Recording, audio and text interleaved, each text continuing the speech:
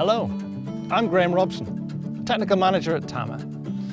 As farmers, we all have different needs depending on our own situations.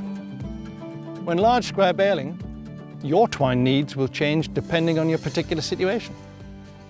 This requires making a choice of twine based upon your own baling requirements, crop type, and the baling conditions at the time. You may be making standard hay, silage or straw bales for your own use, possibly general contracting, making bales on behalf of somebody else.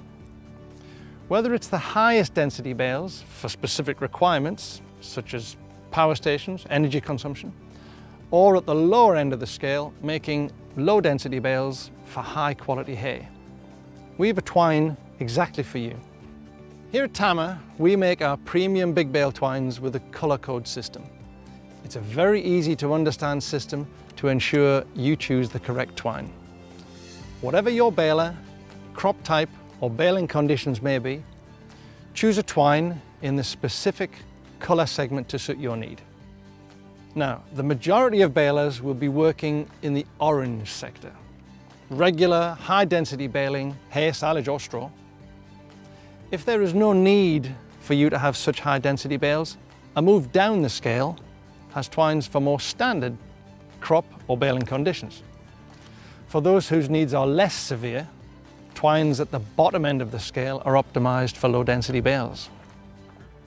Now, the very specialist, extra high density sector requires twines specifically developed for XD and HDP balers.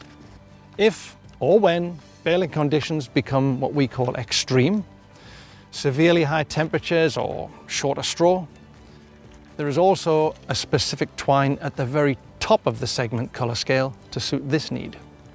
Tama's simple colour-coded segment scale gives you the ability to make the right twine choice from the start. And if your baling conditions do change, you can easily move up or down the scale to suit your needs. It's that easy.